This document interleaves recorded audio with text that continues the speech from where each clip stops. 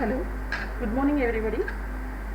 Today the class is about the intercostal space, the course of intercostal vessels and that of the nerves. I think yesterday there was a class on the intercostal muscles. Going on the repetition of this one, first coming to the intercostal space, what are the boundaries of the intercostal space? The space between any two ribs, actually these spaces are about 11 spaces on either side of the thorax. So when you see the boundaries of the intercostal space, the upper it is bounded by that of your lower border of the upper rib, which is that of your sharp lower border of the upper rib, whereas lower it is bounded by that of the angulated border or the wedge border of that of your upper border of the lower rib. It is the lower border of the upper rib, and lower it is bounded by the upper border of the lower rib. Laterally it is bounded by that of the lateral border of the sternum. Posteriorly it is bounded by that of the thoracic vertebrae. So the space in between these one, so upper, lower with its cartilages, along with that of your lateral border of the sternum, with that of the thoracic vertebra, forms a space which are called as intercostal space.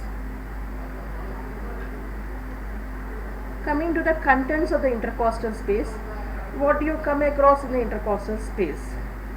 So in the intercostal space, there are intercostal muscles are present, intercostal vessels are present, and intercostal nerves are present.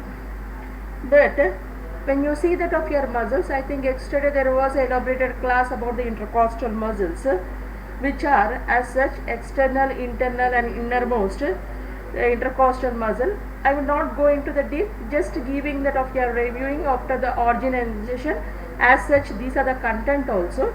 First coming to that of your external intercostal muscle, you all knew it I think by yesterday's class only. External intercostal muscle takes origin from the top, the lower border of the rib above, that is the sharp lower border of the rib above, and it gets inserted into the outer lip of the upper border. Yes, it gets inserted into the outer lip of the upper border of the lower rib. So this is about the external intercostal muscle. When you see the second muscle, which is the internal intercostal muscle, it takes origin from the top of the costal groove, which is present on the top of the upper rib. So which the costal groove consists of two lips, upper lip and the lower lip. So it takes origin from the upper lip of the costal groove and gets inserted into that of the upper border only, where the upper border consists of outer lip and the inner lip. So this internal intercostal muscle gets inserted into the inner lip of the upper border. When you see the third muscle, which is called as that of the transversus thoracis as a whole, this transversus thoracis is divided into three parts. In front it is called as stenocostalis, at the angle it is called as innermost intercostalis muscle, at the posterior part it is called as subcostalis muscle. At the angle, the innermost intercostal muscle takes origin along with from the top of the costal groove, but from the floor of the costal groove, and gets inserted along with the internal intercostal muscle to the inner lip of the rib below. So this is in short about the of your muscles. I am not going into the deep because the class is about the of your neurovascular plane. So as we have said, the contents are muscle, vessels, and that of the nerve, vein, vessels, nerve is there. So the class is exclusively about that of your the vessels and that of your nerve. So coming across the neurovascular bundle, in each intercostal space, that is 11 intercostal spaces, 12th one is open in front because these are the floating ribs. You can see the vein structure, that is a van structure, vein from above downwards, it is a vein, artery and that of your nerve. When you see this nerve, this is the typical intercostal nerve, in the intercostal spaces these nerves are present. So first we will go across that of the intercostal nerves at first.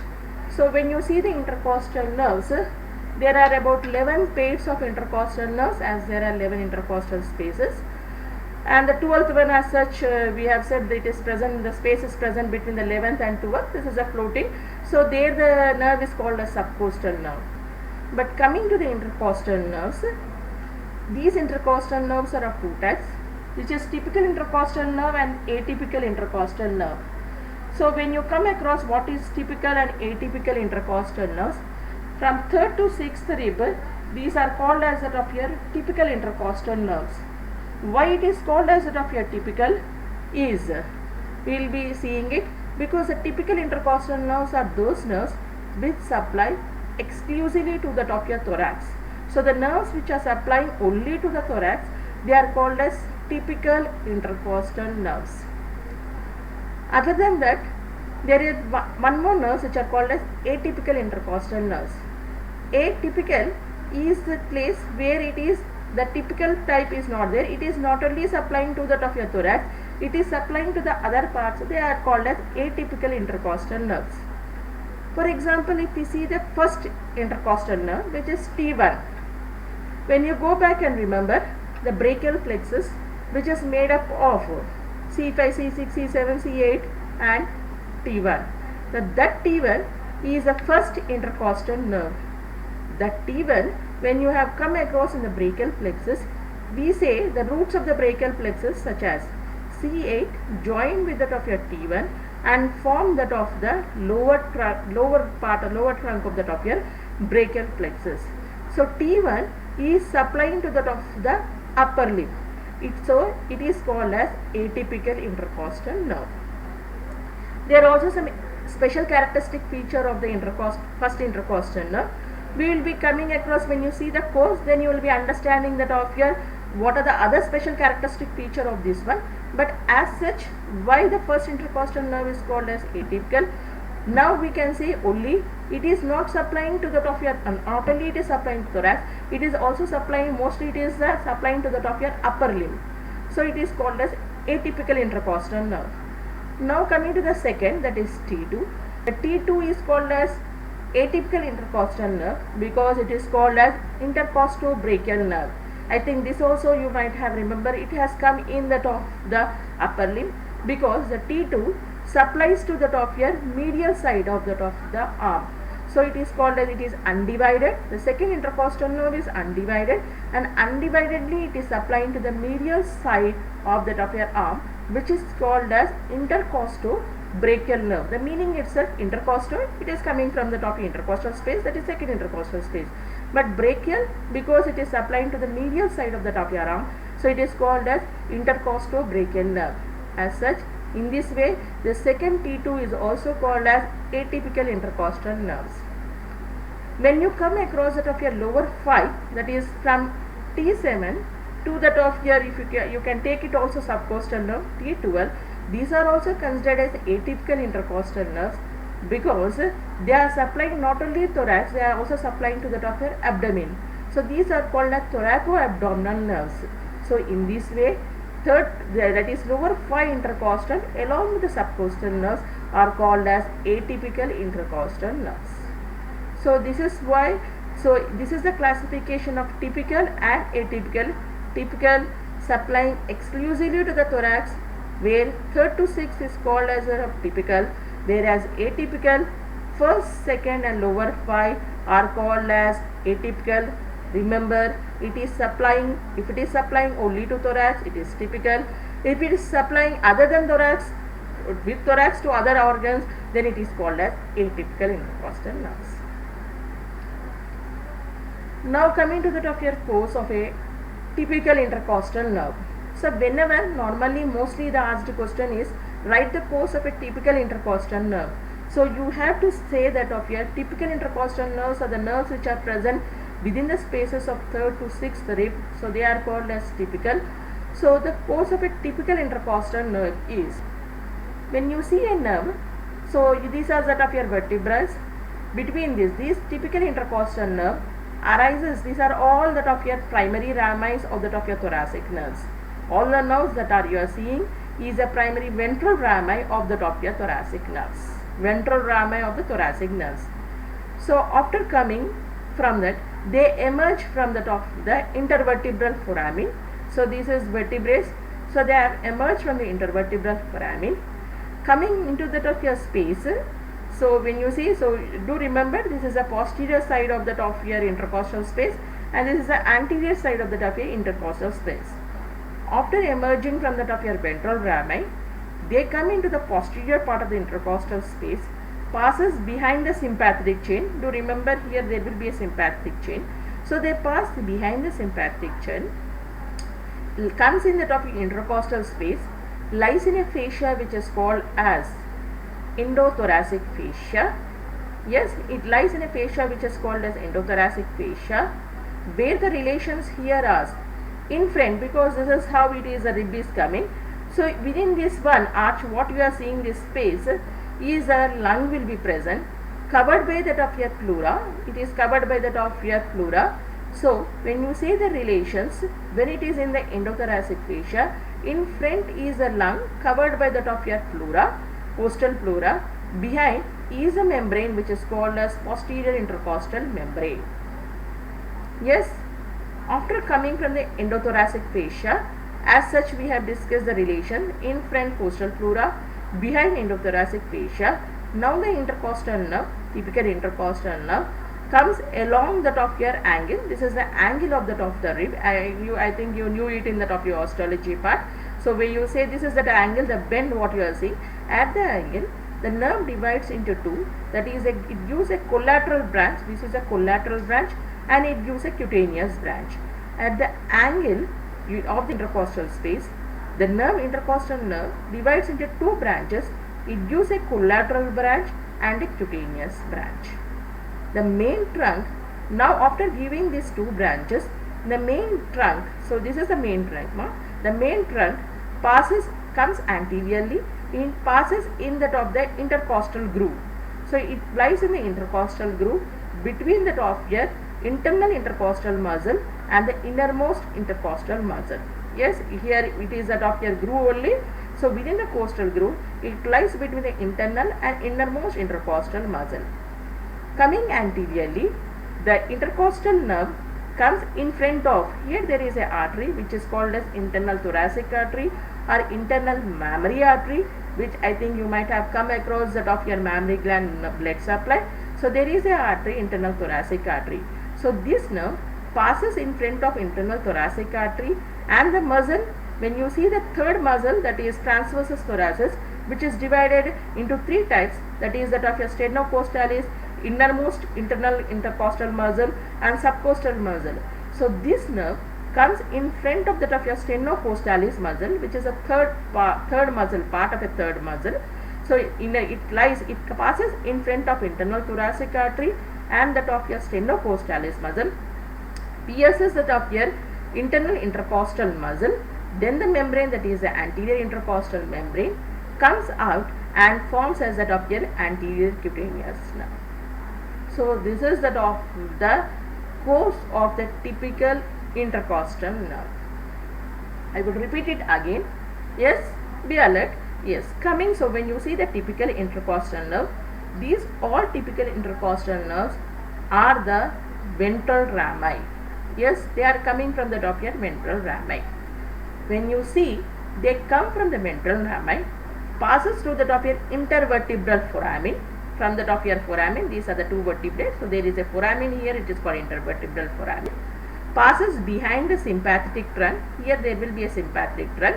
So that typical intercostal nerve passes behind the sympathetic trunk, medial to the top of the ligament which is called as costotransverse ligament. Coming out from that one, sympathetic passes behind the sympathetic chain. It lies in the top of your fascia, which is called as endothoracic fascia, where here the relations is, in front is that of the costal pleura, behind is that of your anterior intercostal, behind is a posterior intercostal membrane. So this membrane what we are seeing is a posterior intercostal membrane, in front is the costal pleura. After that, the intercostal nerve comes at the angle, divides into two branches. One is a collateral branch, one more is a cutaneous branch. This is a collateral branch and this is a cutaneous branch. After giving two branches at the angle, the typical intercostal nerve passes through the top of the intercostal groove. Yes, within the top of your two muscles, that is the internal intercostal muscle and the innermost intercostal muscle, and comes in front anteriorly, passes in front between an artery, in front of an artery, means the artery will be going in this way. So it passes in front of that of your internal thoracic artery and stenocostalis muscle. After passing between in front of these two muscles and a muscle, stenocostalis and internal thoracic artery, it pierces that of your second muscle, that is that of your internal intercostal muscle, anterior costal membrane. Next it comes as that of your cutaneous branches. You can also say after piercing that anterior intercostal membrane, that is internal intercostal muscle, after the anterior intercostal membrane, it pierces a pectoralis major muscle, comes out as anterior cutaneous. So this is the course of the typical intercostal nerve. Yes. Now coming to the branches, the typical intercostal nerve gives two types of branches. One it is called as communicating branch, one it is called as distributing branches. You can say as a distributing branches, even it can be called as muscular branches and sensory branches also. Whatever they are together, they are here. I have kept it as a distributing branches. So many books give it as muscular branches, sensory branches, but on the whole of that of your typical intercostal nerve gives two type of branches. One is communicating, one more is that of your distributing branches. When you come across what are the communicating branches? Yes, when you come across first, when you are coming across that of your course, what I have said that of your course, they are that of your ventral ramus. Yes, all the nerves are the ventral ramus. Coming here, they pass to the top of your ligament, behind that of your sympathetic chain. Yes, coming at the angle, they give branches such as a collateral branch and the top of your, this is a collateral branch and the cutaneous branches. After coming, it passes in the top of your intercostal groove between the intercostalis intimus and the internus muscle. Coming in front of the top of your artery, internal thoracic artery and stenocostalis muscle, it comes out as a cutaneous branch. This is the top of your course. Coming here, what are the branches are? It gives communicating and distributing branches. The communicating branches are, as such, all the intercostal nerves, when they are coming, we said they pass behind the top of your sympathetic chain. So here you have to think the sympathetic chain. So the ganglion are present on the sympathetic, they are called as sympathetic ganglion. So the posteriorly, the typical intercostal nerve communicates with the top of your sympathetic ganglion by means of white ramus and the top of your grey rami. The white rami consists of preganglionic fibers, whereas the grey rami consists of the top of your postganglionic fibers. So this is in this way, it is called as the top of your gangliated. This communicating branch is also called as the top of your ganglionated branch or the top of your sympathetic branch also. So this is one posterior communicating branch. Anteriorly, same typical intercostal nerve coming here, as such it becomes cutaneous and communicates with the top of your cutaneous branch of the top of your other side, what it is coming on the other side. So it can communicate with the top of your intercostal nerves of the top of your other side anteriorly. So here the communicating branch communicating with the sympathetic ganglion, anteriorly with the top of your other half of the top of your, can communicate with the other half of the top of your nerves. So this comes to the communicating branch. Coming to the top of your distributing branches. In distributing branches, what distributing branches are? So as such, we have said the typical intercostal nerve coming at the angle, it divides into two branches. One is called as a collateral branch, one more is the top of your cutaneous branch. So this is a collateral branch and this is the top of your cutaneous branch. So these two are under the name of the top of your distributing branches. When you see the top of your collateral branch, collateral itself, when you see the meaning, so this is the collateral branch. Collateral branch is, it passes in the same plane as the top of your main trunk. So this branch, what you are seeing is the top of your collateral branch. When it has been given at the angle, the collateral branch passes in the same, means it passes the top of your same way of the top of your main trunk, means it goes into the top of your intercostal space, that is intercostal groove, it will be passing in between the top of your internal intercostal muscle and the innermost intercostal muscle. Coming here, it sometimes may join with the top of your main trunk and occasionally may not join with the top of your main trunk. If it joins, if this collateral branch joins with the top of your main trunk at anteriorly, it comes out as such, the main trunk comes out, the course is as anterior cutaneous branch. If it is not joining, there is a one more extra anterior cutaneous branch may be coming from the top your collateral branch. So this is about the top your collateral branch, course of the top your collateral branch when you see it. Then one more branch what you have said is the top your cutaneous branch. Yes, at the angle intercostal nerve, typical intercostal nerve gives other than a collateral branch, it will be giving one more branch which is called as the top your cutaneous branch. The cutaneous branch it gives as a lateral cutaneous branch. At the angle, this lateral cutaneous branch at the angle divides into two branches. Anteriorly the branch is called as anterior branch. Posteriorly the branch which is going is called as posterior branch. The anterior branch communicate with the top, the anterior branch which is coming from the top of your main trunk or from the collateral branch, it will be communicating. Whereas a posterior branch communicates with the top, the dorsal rami of the top of your thoracic nerve. So this is a ventral ramima, what it is you are seeing it, but it communicates with the top of your posterior branch of cutaneous nerve, communicates with the top, the dorsal ramus of the top, dorsal ramus, it communicates and forms a communicating branch. So this is how it is a distributing branches, which is distributing means it gives cutaneous to the skin, sensory branches, and to the top of your muscles you can say it is supplying to the top of your innermost intercostal muscle, internal intercostal muscle and external. So it gives muscular branches and also cutaneous branches. In this way it has become the distributing branches. So this is about the top of your communicating branch and the top of your distributing branches. Yes, so you can see here the figure where you can see this chain, what we are seeing is a sympathetic chain, and these are the spaces, intercostal spaces, what you can see it. So within the intercostal spaces you can see the vein, artery and the nerve, but here what is more prominent is a nerve is very prominent. So this is a nerve which is prominent. It is having a communicating branch with the top of your sympathetic, that is ganglionited. You can see the sympathetic chain is ganglion. So these are the ganglionited branches. Yes, clinical, I would not be going very deep because the next class followed is today's is clinical anatomy. But before going, what happens if the intercostal nerve is infected or if it is damaged? These intercostal nerves can be damaged because of the top of your fracture of the top of your ribs. One. Second, it can be also damaged due to the top of any infection such as viral infection. Mostly here the viral infections what we will be affecting is the top of your herpes zoster. So this is what you are seeing, the herpes zoster.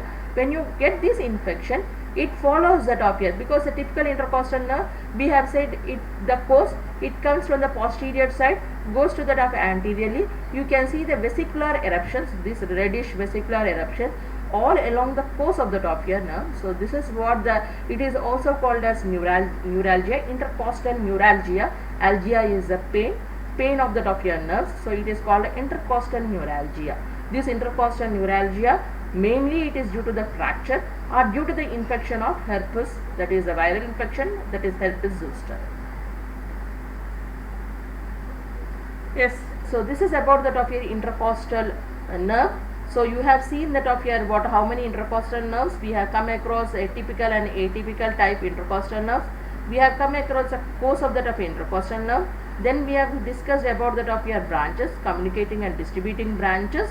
Next we have come across that of your clinical part of the herpes zoster. So neurovascular bundle. So we have gone with that of your nerve. Now coming to the top of your vessels, as such it is that of your artery and that of your vein. So in the intercostal space, the artery which is present is called as intercostal artery.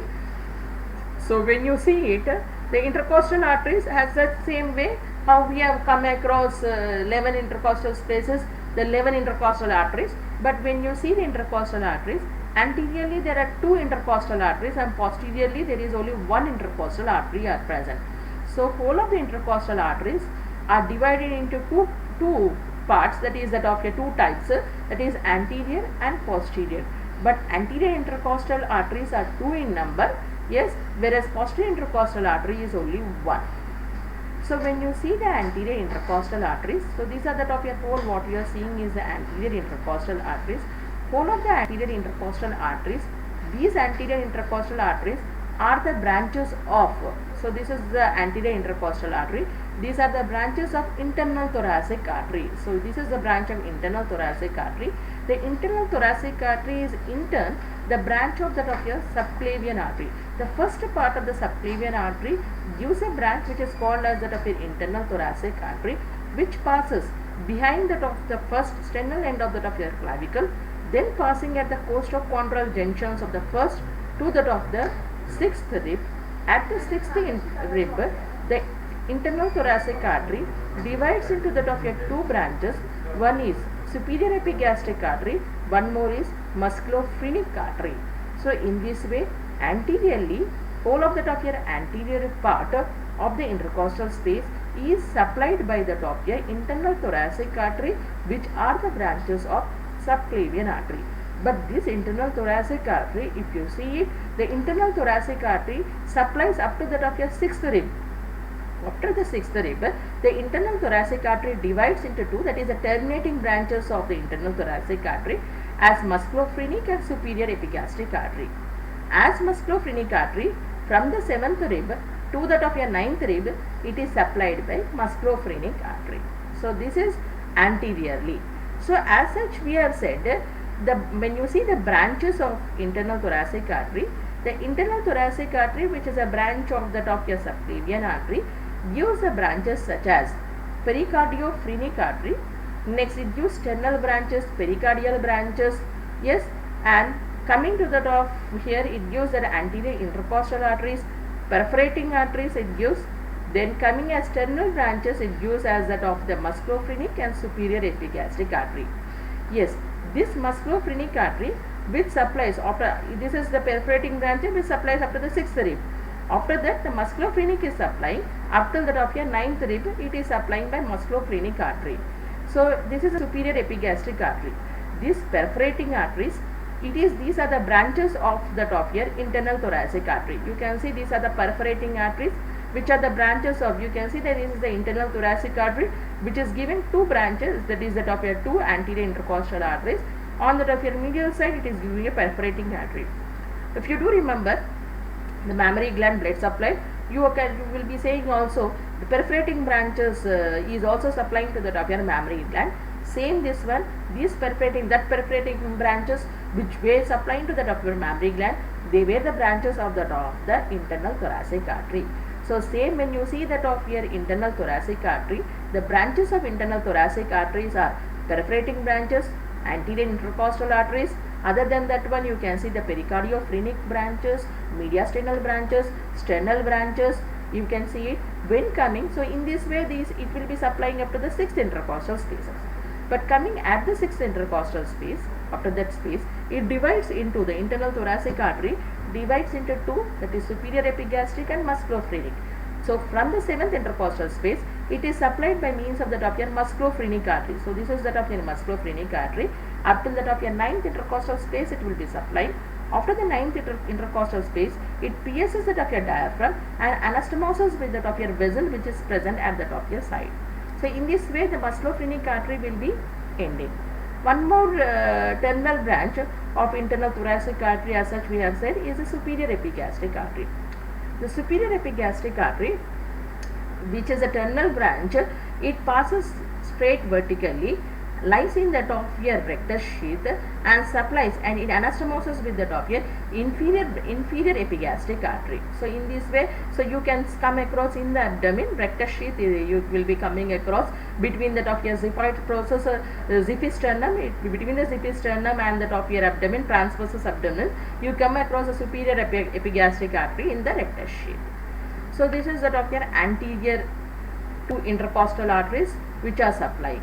But when you see the course here, when we have said these anterior intercostal arteries are the branches of the top of your internal thoracic artery. Yes, they are the branches of internal thoracic artery supplying up to the sixth. After the sixth rib intercostal space, it is supplied by the top of your musculophrenic. So these arteries are coming in this way. Yes, they are anastomosing with the posterior intercostal arteries at the top of your anterior 1/3 and posterior 2/3 part. So the two anterior intercostal arteries which are coming either from the internal thoracic artery or musculophrenic artery, anastomose with the posterior intercostal artery at the top of your anterior 1/3 and posterior 2/3. Yes, that is the course of anterior part. As such, we have said each intercostal space, anteriorly it is supplied by two intercostal arteries, whereas posteriorly we have said there is only one intercostal artery is there. So now up till now you have seen about the two intercostal arteries. Coming to that of your one which is present posteriorly, when you see that one which is present posteriorly, so this is the one intercostal artery which is supplying to the of your posterior intercostal space. So the one intercostal artery which is, these are all the posterior intercostal arteries. Mostly these are all the branches of aorta. You can come see it. This is called as descending thoracic aorta. So these are all the branches of descending thoracic aorta. Yes, but except the first and second intercostal space, the posterior intercostal artery at first and second intercostal space, in the first and second intercostal space, these are the branches of, this is what you are seeing is that of your subclavian artery. The subclavian artery giving a branch which is called as costocervical trunk. So first and second intercostal spaces are supplied by the doppler branch of costocervical trunk. So posteriorly it is supplied by branch of costocervical trunk. So other than that, other whole from T3 to T12, so all this, T11, they are supplied by the doppler posterior intercostal arteries only. So they are all the posterior intercostal arteries which are coming from the descending thoracic aorta, except the first two which are coming from the doppler costocervical trunk of the subclavian artery. Yes, when you see here the right and the left side, this is the right posterior intercostal artery, this is the left posterior intercostal artery. When you see it, there is a slight demarcation. The right posterior intercostal arteries are bigger than the left posterior intercostal artery. The reason behind is, you can see the aorta. The aorta lies mostly on the top your left side. So this is the vertebral column. So it lies on the mostly on the top your left side. So when you see it, as aorta is lying on the left side, the right posterior intercostal arteries are larger than the top your left side. Coming to the top your course of posterior intercostal arteries on the right and the top your left side. When you see the course on the right side and the left side, yes, on the right, so this is the right intercostal artery, posterior intercostal artery. This is the left posterior intercostal artery. As we have said, the right side is the posterior intercostal artery is larger than the left side, because descending thoracic aorta lies mostly on the top your left side only. What are the relations of the right posterior intercostal artery? Are the course. Posteriorly is that of your vertebrae, that is a vertebral body. You can see it posteriorly for the all posterior intercostal. You can see on the right side or the left side. Posterior is that of your vertebral body. Coming to the top here anteriorly, what is present on the top of your right side? On the left side, the course is different. On the right side, it passes behind the esophagus, thoracic duct. So you can see. So this is the top here. This is the right posterior intercostal artery. So what is present is, it passes the top your esophagus, thoracic duct, azygous vein and the top your sympathetic trunk. Whereas on the left side, it passes in front of the top your hemiazygous vein and the top your sympathetic trunk. So when you see on the right and the left side, there is a light demarcation, because on the right side you come across the esophagus, on the right side you come across the azygous vein and thoracic duct. So the right posterior intercostal artery, and posteriorly the relation is the vertebral column, whereas anteriorly you come across the esophagus, thoracic duct, azygous vein and sympathetic chain. On the left side, it is that of your sympathetic chain is present, along with that it is hemiazygous vein is present. This is the course on the right and the left of the posterior intercostal arteries. Yes, yeah. So we have told the intercostal arteries. The intercostal arteries, anteriorly there are two, posteriorly then that is one.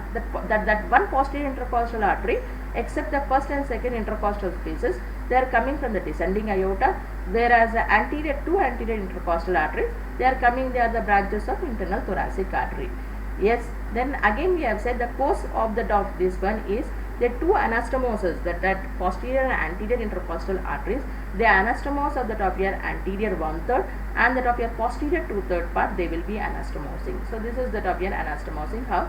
So you can see the posterior intercostal artery. So that single posterior intercostal artery, same way as we have said the course of a nerve, it passes behind the sympathetic chain, then lies between the posterior pleura, costal pleura and posterior intercostal membrane. Then comes in the costal groove. In the costal groove, it lies between the intercostal internus muscle and the innermost intercostal muscle.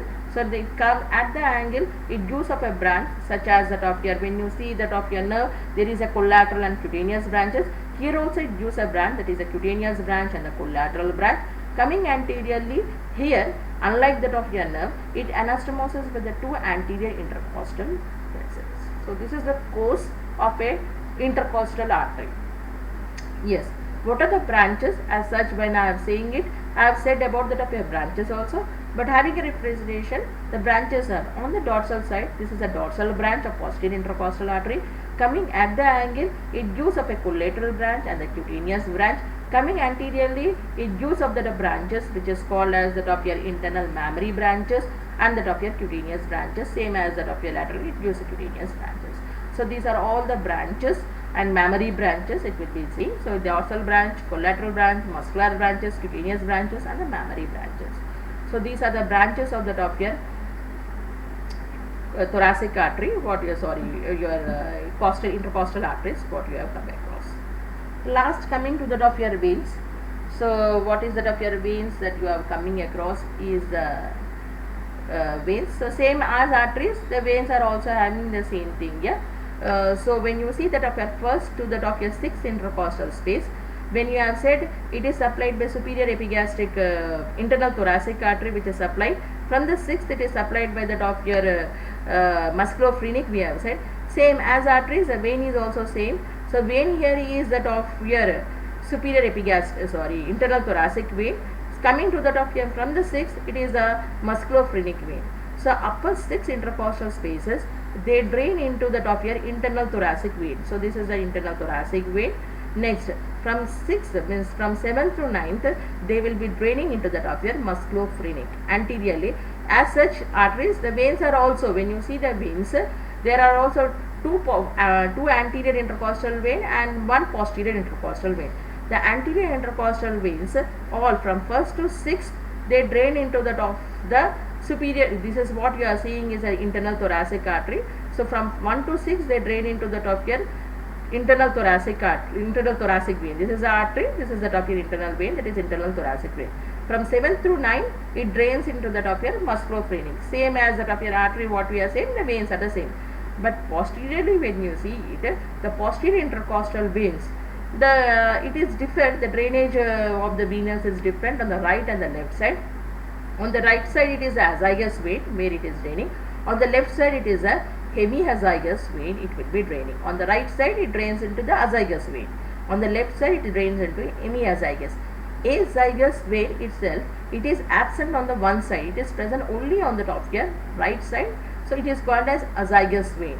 So when you see the posterior intercostal veins, the posterior intercostal veins on the right side, they drain into azygous, whereas on the left side, they drain into the hemiazygous. When you see the posterior intercostal veins, the first posterior intercostal vein, this is the first right posterior intercostal vein, they drain into that of your right brachiocephalic vein. Second, third and fourth, they form as a right superior intercostal vein and drains into the arch of the of your azygous. This is the arch. They drain into the arch of the of your azygous. Next, 6th through the 9th, they will be draining into the vertical part of the of your azygous vein. This is on the of your right side. I am repeating again, on the right side, the venous drainage is, that is in the posterior side, only it is different, whereas in the anterior side, the venous drainage is same as that of your vessel. The vessel, what you have said, and anteriorly is that of your internal thoracic artery, followed by means of that of your musculophrenic. Same way, the vein what you will be draining is, in the first 6 intercostal spaces, the vein is internal thoracic vein, followed by means of, from 7th, it is that of your musculophrenic. But posteriorly, the venous drainage is different on the right side, on the left side. On the right side, it is drained into that of your azygous vein, whereas on the left side, it is drained into that of your hemiazygous vein. That on the right side, it is draining, the first intercostal vein is draining into that of your right brachiocephalic. Second, third and fourth forms as right superior intercostal vein and drains into arch of the azygous vein. Rest all drain into the of your vertical part of the of your azygous vein. This is on the right side. Coming on the left side, the left intercostal vein, posterior side only, left intercostal vein, the first left intercostal vein drains into the left brachiocephalic. second, third and fourth forms as a left superior intercostal vein, again drains into left brachiocephalic only. Rest 5th to 7th, they will be draining into the of your superior and inferior hemiazygous veins, which is also called as accessory hemiazygous also. They drain on the left side, it is a hemiazygous vein which will be draining. Applied aspect is, I am not going into the deep, just a part of that one. So some important aspect what you can see in the thoracic is a pleural trap, means taking the top of your fluid, if there is a pleural fluid accommodated in the top of your pleura. Thoracotomy is the opening. Yes, herpes zoster what we have come across, notching of the ribs, pus from the vertebral column. This is normal paracentesis thoracis, there will be a class. Herpes zoster, it is called as intercostal neuralgia. We have discussed it is a nerves, infection to the nerves in the intercostal space, might be because of the fracture of the rib or because of the infection in the intercostal space, you get this one. One more is notching of the ribs. This is seen when you take a radiology x-ray of the rib. When you see at the lower part of the top here, there is a class here, but I am giving just a small part where you can go it in very deep at the top of your class part, where at the lower part of the top of your rib you can see some impressions on the top of your x-ray.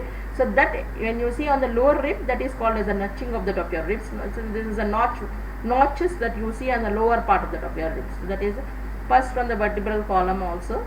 So this is the applied part. Yes, thank you. So what we have done here today is I have not gone into the top of your muscles very deep because it was already done. So what the class was about the top of your course of the top of your intercostal vessels only. So I have discussed about the top of your intercostal nerves. So course of the intercostal nerve, I have told in the first point what is the differentiation between typical and atypical. Then I have gone into the course of how a typical intercostal nerves, what is the course of a typical intercostal nerve, followed by that of your branches such as communicating and distributing branches. Same communicating is also called as gangliated branches, and distributing branches when you come across in your textbooks you might come across as muscular branches and cutaneous branches. Don't be as that of they are different, they are same as that of your distributing branches only. They itself they are called as distributing branches. That sensory branch and the muscular branches itself can be also called as that of your distributing branches. After the branches we have discussed about a part of the clinical part, what is called as the of your internal neuralgia or intercostal neuralgia. So that comes across that of the course of a typical intercostal nerve.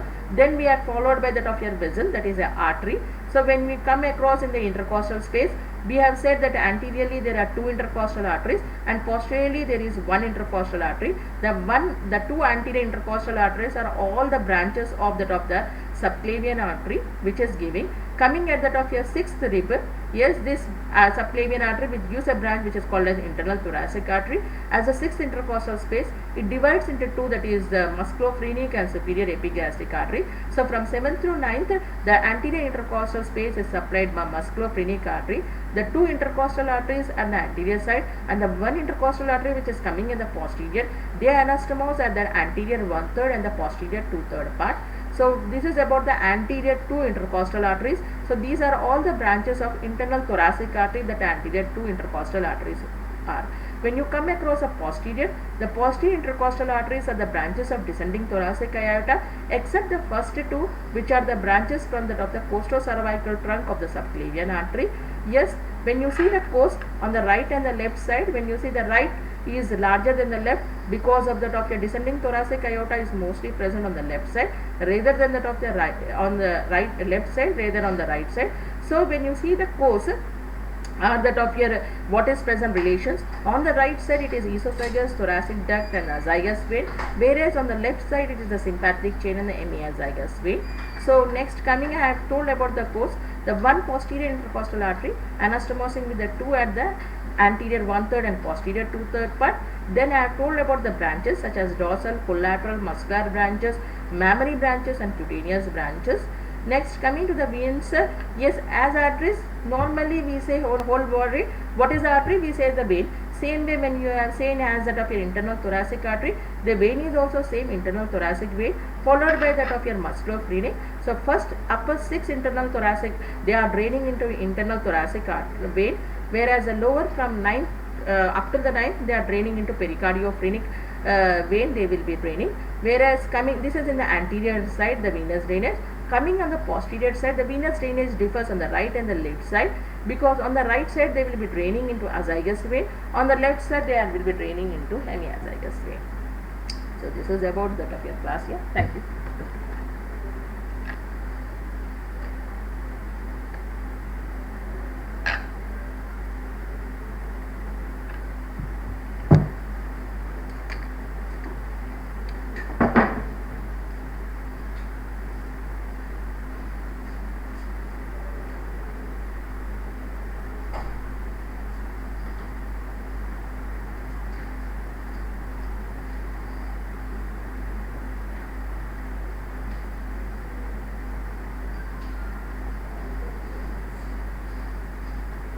Sir, next time